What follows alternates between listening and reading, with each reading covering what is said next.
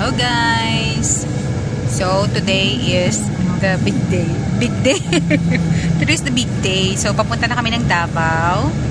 Andito na kami sa bus. Kasi tomorrow yung aming medical. Okay? May kasama ako pero hindi ko nakapakita kasi private. Aplikante din. Papunta ding Turkey. So isang agency lang kami. So bukas yung schedule ng aming medical. So ngayon pa lang biyahe na kami papuntang Davao para makapagpahinga tonight para ready bukas for the medical. 59 ka, sir. 59 ka.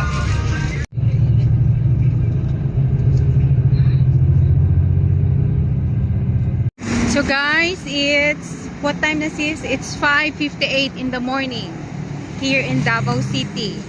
So naglalakad kami papuntang St. Emmanuel Clinic for our medical. Kasama ko nag-apply. Hindi, sa agency na lang kami nagkakilala. So sabay kaming magbe-medical guys. So samahan nyo kami, okay? This is the Bangko Sentral ng Pilipinas na nandito sa Davao. Ayan. Bangko Sentral ng Pilipinas. Okay, doon sa gilid niya, doon na side ang Emmanuel Clinic. So andito na kami sa loob guys. Very early. Pero 7 pa mag-open. Antay-antay muna. Ano pa lang kasi, 6:20 pa lang. Buti pinapasok na kami. Bawal na rin mag-phone. Waiting for the result. Ay, bago, grabe no. So guys, hindi ako nakapag-video nung medical ko nung last week. Di ba Wednesday nag-medical ako. Hindi ko siya na-continue. Kasi, yung vlog ko hindi ko na-continue. Kasi parang na-upset ako guys. Hindi naman totally upset. Pero medyo, medyo nalungkot lang. Kasi diba mostly ng aking medical, kaya ako nagre-repeat dahil makikitang sugar sa ihi ko. Kaya pinagre-repeat ako.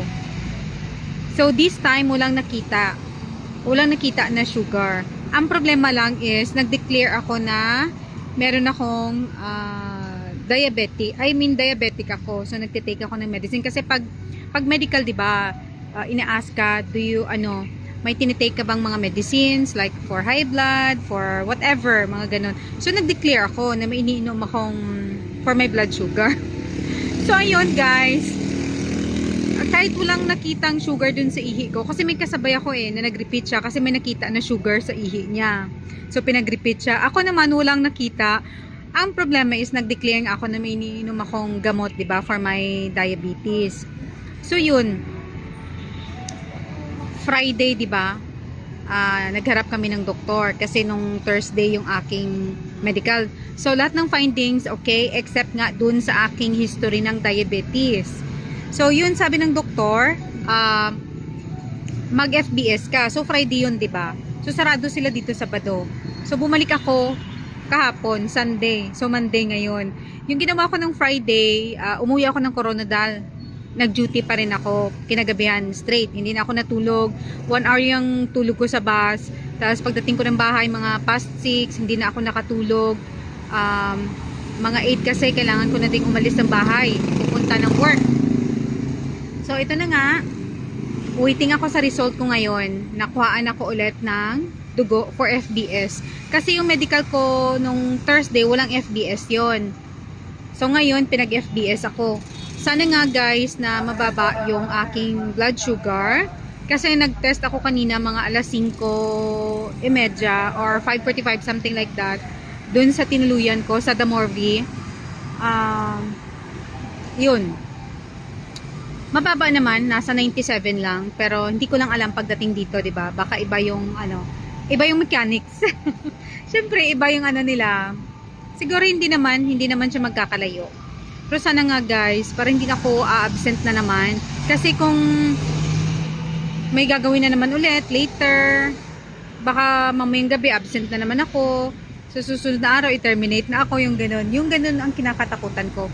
So, yung kasama ko, magre-repeat din siya kasi may something na nakita sa tummy niya. Pero hindi pa na-contact nung Friday kasi hindi ma-contact nitong clinic yung agency niya. So kaya hindi sila makapag-decide kung kailangan niya bang mag-undergo. Kasi yung sa kanya for surgical for surgery.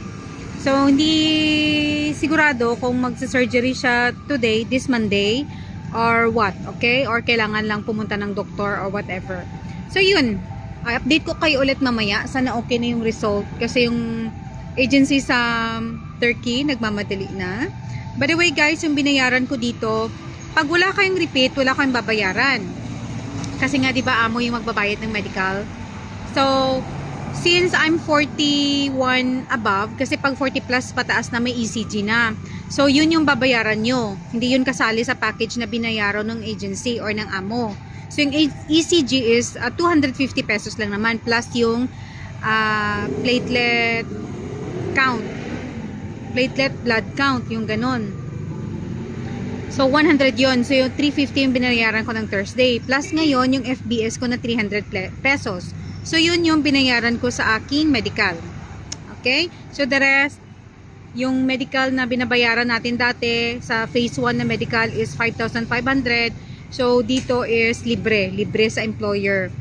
Hindi ko lang alam sa ibang agency dyan or ibang agent kung libre din yung medical nila. Pero dito sa Nuno na agency dyan sa Turkey, which is 9K International dito sa Pilipinas, libre po yung medical. Okay? So, yung babayaran lang is visa na $200 US. Tapos, ang explanation ng agency, after daw okay na yung lahat, before flight, ibabalik yung kalahati nung binayad sa visa, which is yung $100 USD ibabalik sa aplikante, or yung pagdating mo na ng Turkey, ibabalik yun sa aplikante. So, yung parang mas malaking gagastusin ko dito guys, yung pamasahe ko lang. Kasi magkano yung pamasahe back and forth from Coronadal to Davao? 'Di ba? Almost 1,000 din, plus yung mga sa bus pa lang is nasa 900 na. So, plus pa yung mga taxi, kung mag-taxi ka, or jeep. Yung jeep, mura lang. Kasi nagmotor kami nung first day namin dito, pamunta, kasi hindi namin alam. Pero ngayon, kahapon, nag-jeep na ako guys, kasi Sunday dito na ako eh. Tapos yung tinulugan ko is 350 pesos lang naman for 12 hours na. So, yun yung malaking gastos.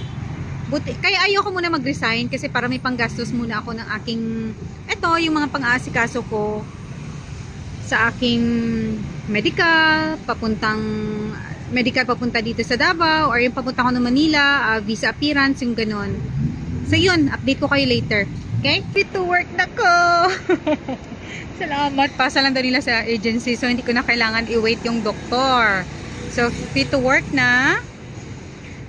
Uwi na ako ng Coronadal, okay? So nag-FBS lang ako dito. Fasting blood sugar lang ginawa ko guys. Tapos uwi na din ako. So, pupunta na ako ng dun sa may sakayan papuntang Ecoland. Ay, salamat at maaga pa natapos, guys. Actually, dito ako nagtatrabaho before, guys, 2012. After ko nag-Hong Kong, nakapagtrabaho ako dito sa may Sutherland, Davao. So, dito, ayan.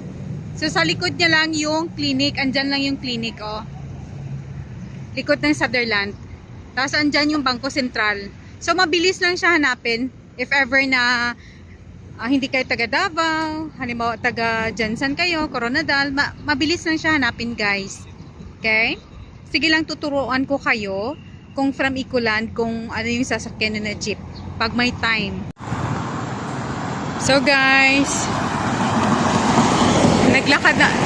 nag-walking na ako from dun sa call center, dun sa NetSpot, pinagtatrabahuan ko. So, walking. Kasi yung sundo ko wala pa. So, i-continue natin yung aking vlog about sa medical. Okay? So, dun sa nag-post ng medical na taga 9K daw siya, taga Nuno.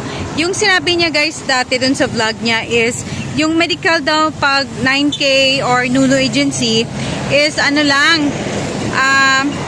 X-ray lang daw tsaka dugo. Pero guys, pagdating ko doon, akala ko nga yun lang din yung gagawin. Pero yung medical na in-undergo ko is phase 1, okay? So alam niyo naman dun sa mga ex-abroad kung ano yung phase 1, di ba? So sa hindi nakakaalam ng phase 1, pinicturean ko naman yung yung flow kung ano yung phase 1. Ilalagay ko na lang dito sa screen, okay? So yun, from dugo, ihe, yung poop natin, physical, yung tutuwad ka, titingnan yung puwet mo, and then yung psycho, yung mag-exam ka, yun yung pinaka matagal gawin. Kumbaga bored na bored ako doon. Okay, so may x-ray, and since 40 plus na ako, may ECG ako guys, and then may platelet blood count. Ano pa ba? Wait lang. So, hindi ko masyadong memorize. Ilalagay ko na lang sa screen yung yung flow ng medical. Pero yung nadagdag sa akin guys ay ECG, FBS, and platelet blood count.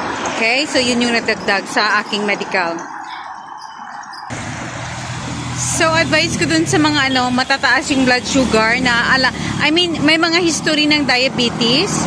Pero alam nyo naman na controlled na yung sugar ninyo. Nagtitest kayo at saka nagtitest kayo from time to time at mababa na yung blood sugar ninyo. Huwag nyo nang i-declare guys.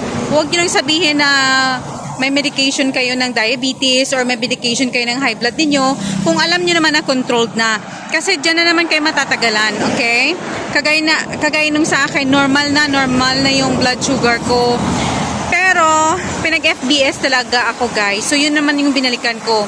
'Di ba? Friday, umuwi ako dito sa Coronadal. And then, Sunday, bumalik na naman ako ng Davao. And then, kahapon, Monday, nag-FBS. Tapos, kung mag-FBS, balik na naman ako ng Coronadal. So, nag-FBS ako guys, mga 7:05 ng umaga. Kasi 7 sila nagbubukas. Siguro 7:05 or 7:10 nag-FBS ako. And then 8 something, wala pang 8:30. Sinabihan na ako na, "Ma'am, you're already fit to work." So ipapasa na lang namin sa tag dito, agency nyo. O di ba? Yun lang ang binalik ko doon at gumastos na naman ako ng mahigit 1,000. So yun. So guys, sa next ko na vlog,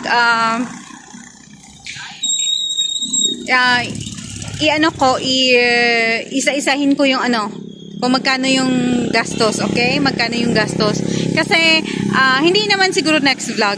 Siguro, some other time, pag natapos ko na lahat kung magkano yung expenses, okay? And dun pala sa age limit, may nakasabay ako na 9K din siya. Nuno din yung agency niya sa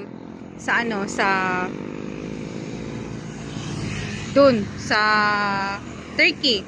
So sinabi niya na up to 45 pa naman daw kasi siya 40 plus na din, almost 45 na. So up to 45 daw yung tinatanggap ng nuno. Okay?